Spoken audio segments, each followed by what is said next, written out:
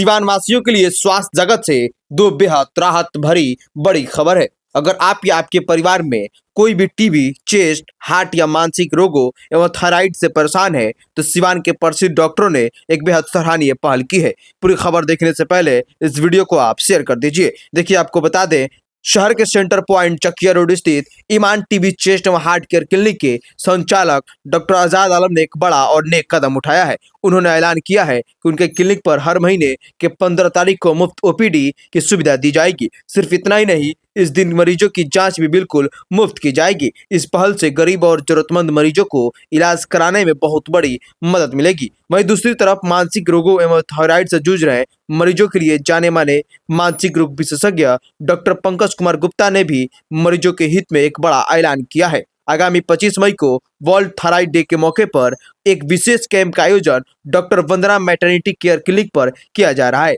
जहां थायराइड की जांच पूरी तरीके से फ्री होगी। इसका पता है रामाजी चौधरी से 100 कदम पूर्व, डॉक्टर्स कॉलोनी, सिवान। मैं doctor Azad Alam, TB and chest physician, Chakia road, Siwan. Sir, देखा जाए आजकल भी अभी भी समाज में टीबी को लेकर के एक डर है, संकोच है। तो डॉक्टर साहब, टीबी के शुरुआती लक्षण क्या होते हैं? लोग कैसे जाने कि टीबी है, उससे बचा जाए और डॉक्टर से तुरंत मिला जाए? अभी के टाइम में टीबी कोई बड़ा बीमारी नहीं है। गवर्नमेंट ऑफ इंडिया ने बहुत सारे स्कीम निकाले हैं और दवा का जो है उसका वितरण फ्री में होता है और 1000 रुपया पर मंथ दिया जाता है। जो पूछ रहे हैं सवाल कि टीबी का लक्षण क्या होता है, तो उसमें 4-5 मेनली लक्षण होते हैं। पहला होता है कि मरीज को बुखार आता है। बुखार जो आता है वो इवनिंग राइज ऑफ टेम्परेचर उसको बोलते हैं, मतलब दोपहर में आता है। और बलगम भी आते हैं। बलगम के साथ कभी कभी खून भी आता है, कभी कभी नहीं भी आता। और आपको वजन बहुत जल्दी से घटता है। जी, यही तो है। अरे डॉक्टर साहब, देखा जाए आजकल युवाओं में ज्यादातर हार्ट अटैक हो जाता है। जी जी, मतलब समझिए 20, 21, 22 साल जब अपनी जिंदगी का समझिए पहली दहलीज पे जा रहे हैं। जी। इसके पीछे का कारण क्या है? देखिए, इसका तो बहुत सा कारण है। उसको बोलते हैं प्रीमेच्योर डेथ बोलते हैं और जेनेटिक इसका कॉज होता है, लेकिन मेन इसका कारण होता है स्ट्रेस। और सबसे इम्पोर्टेंट है कि स्मोकिंग। उसके बाद आता है डाइट। अभी बहुत तरह के लोग जिम करते हैं तो एक्स्ट्रा प्रोटीन लेते हैं, तो उसका भी इफेक्ट हार्ट पर पड़ता है।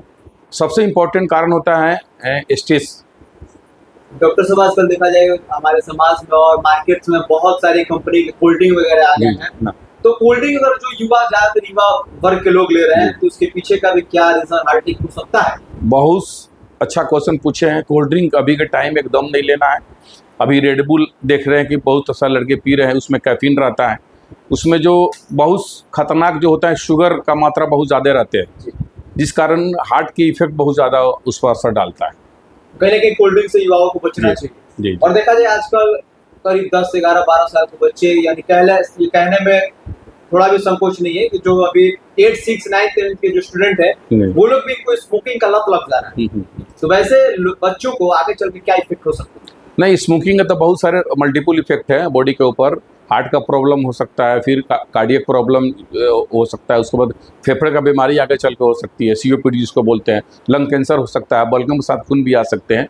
तो बच्चों के लिए तो जनरली इसको अवॉइड करना चाहिए। इसको मतलब कि स्मोकिंग तो हार्मनेस होता है बॉडी के लिए। अभी देखा जाए मौजूदा हालात में मौसम को बदलते और प्रदूषण को बढ़ते हुए आमतौर पर लोगों को सांस और दमा जैसी जो बीमारियां हैं बढ़ती जा रही है। ऐसे लोगों को कैसे बचना चाहिए इस बीमारी से? देखिए, इस पॉल्यूशन जो फेफड़ा का बहुत सारी बीमारी होती है, मोस्ट कॉमन उसको अस्थमा बोलते हैं।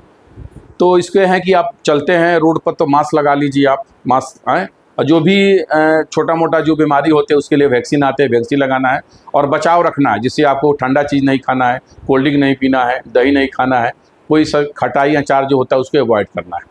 में सिवान वासी, पूरे जिले वासियों को क्या खास संदेश देंगे उनकी सेहत के लिए?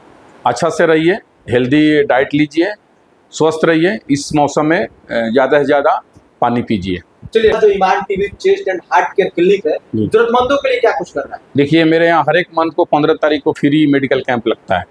उसमें है कि मेरा जो भी एक जांच होता है वो फ्री होता है और मेरा OPD चार्ज फ्री होता है। तो मैं सोशल मीडिया पर डालता हूँ, तो जिस जो ज़रूरत पड़ता है वो आकर दिखाए, फ्री ऑफ कॉस्ट। जहाँ तक टीबी की बात है, तो टीबी की दवा मेरे यहाँ फ्री ऑफ कॉस्ट मिलता है और 1000 रुपया हर एक मरीज को मैं दिलवाता हूँ यहाँ से। चलिए, डॉक्टर वंदना मैटरनिटी केयर क्लिनिक जो मानसिक विशेषज्ञ डॉक्टर पंकज सर हमारे साथ है और आजाद सर भी आपने सुना है। दोनों लोग कोई परिचय का मोहताज नहीं। सर, पहले बहुत बहुत स्वागत है। धन्यवाद, और आपके व्यूअर्स को भी मेरे तरफ से बहुत बहुत शुभकामना। अच्छा पंकज सर, देखा जाए आजकल खास करके मानसिक रोग विशेषज्ञ हैं आप, डायरेक्ट हम लोग मुद्दे पे आते हैं। देखा जाए खास करके युवा जो है, बहुत कम उम्र के बच्चे हैं, अब डिप्रेशन के शिकार हो गए हैं। देखिए क्या मैसेज दें? देखिए मैसेज क्या है कि देखिए सबसे पहले क्या है, जो मोबाइल है, जो भी सेडेंटरी चीज़ है, कहने का मतलब आज के बच्चे जो है उनका बहुत हद तक मोबाइल का बहुत इम्पैक्ट है उन पे। गार्जियन भी जो है उनके ताम झाम से बचने के लिए, उनके टेंट्रम से बचने के लिए आराम से मोबाइल उनको दे देते हैं। बच्चे जो है वो उसको एक तरह से इमोशनल ब्लैकमेल करते हैं घर वालों को, ये खाना तभी खाएंगे जब आप मोबाइल दीजिएगा। चाहे हर बात पे जब भी उसकी मांग मांग पूरा मत कीजिए तो वो मोबाइल आपसे मांगते हैं। तो वो कहीं ना कहीं चिड़चिड़ापन हो जाता है। और मतलब कम एज के बच्चों में जिनमें चिड़चिड़ापन ज़्यादा है, वो डिप्रेशन का मुख्य लक्षण होता है। हालांकि बड़े आदमी में डिप्रेशन का लक्षण होता है कि काम में मन नहीं लगना, मन उदास रहना, जल्दी थकान हो जाना, से लगता है कि जीवन व्यर्थ है, कोई हेल्प के लिए नहीं आएगा, जी के क्या करेंगे। इन बच्चों में जो है डिप्रेशन का मुख्य लक्षण जो है चिड़चिड़ापन है।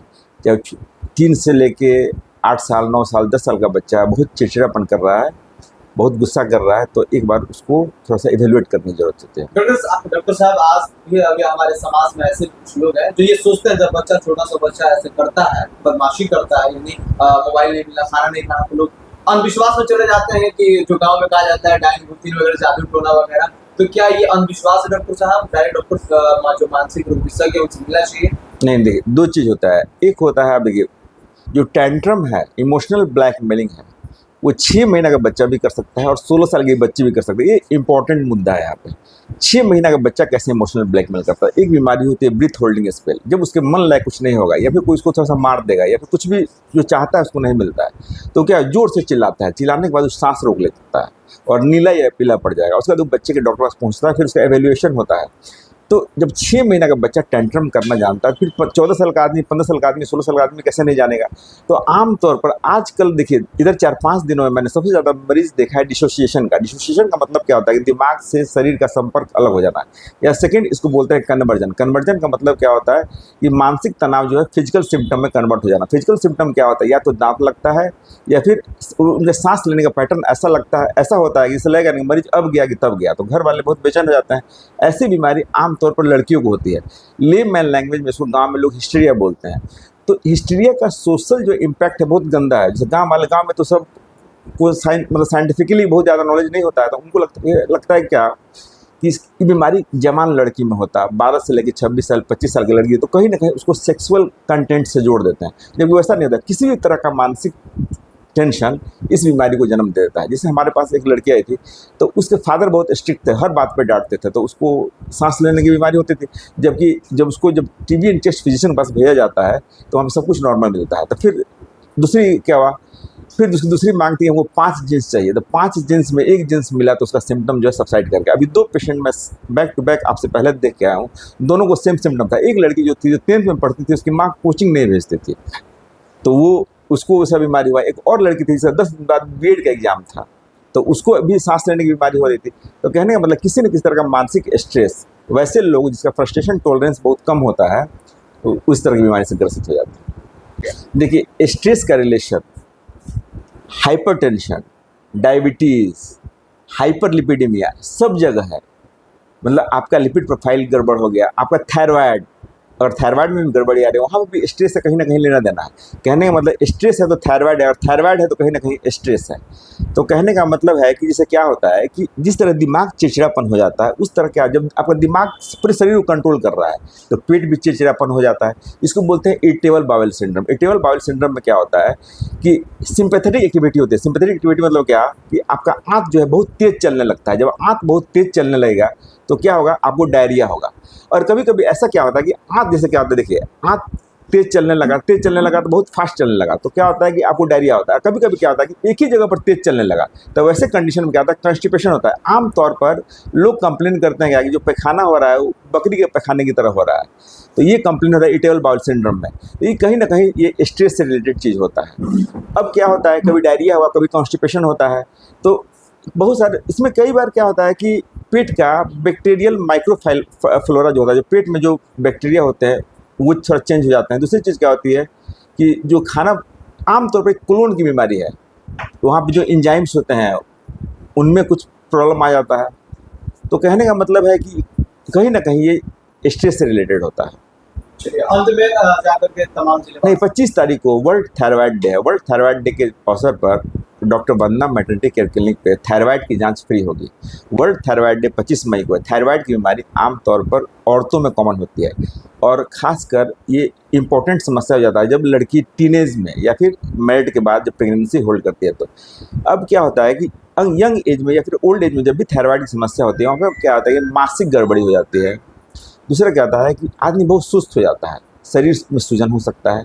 उसके बाद क्या होता है कि वो बहुत धीमा पड़ने लगता है, उसको बहुत ज़्यादा ठंड लगने लगती है, कब्जियत होती है।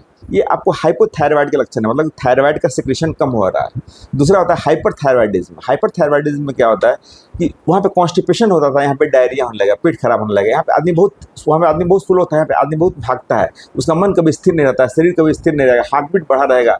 जबकि हाइपोथायराइडिज्म में हार्ट बीट घटा रहता है। हालांकि मासिक गड़बड़ी या फिर स्त्री से संबंधित जो गड़बड़ी होती है वो हाइपर और हाइपोथायराइड दोनों में हो सकती है। कई बार ऐसा होता है कि थायराइड की गड़बड़ी की वजह से मिल्क सिक्रेशन, साथ साथ उसमें प्रोलैक्टिन का भी रोल होता है। TSH एंड प्रोलैक्टिन दोनों का रोल होता है कि भाई बच्चा नहीं है फिर भी मिल्क सिक्रेट हो रहा है, या फिर मासिक में गड़बड़ी आ रही है, मासिक जल्दी आ रहा है, मासिक लेट से आ रहा है, बच्चा नहीं ठहर रहा है, फिर बच्चा ठहर रहा है तो नुकसान हो जा रहा है। तो ये सब कुछ बहुत हद तक थायराइड पर निर्भर करता है। अब जहाँ तक मानसिक बीमारी का सवाल है तो हाइपर थायराइड और हाइपोथायराइड, थायराइड बढ़ जाए थायराइड घट जाए, दोनों में घबराहट, बेचैनी, उदासीपन हो सकती है। लेकिन अगर थायराइड बहुत ज़्यादा बढ़ जाता है तो वैसे कंडीशन में साइकोटिक सिम्टम्स आता है, जबकि लो थायराइड में साइकोटिक सिम्टम्स नहीं आता है।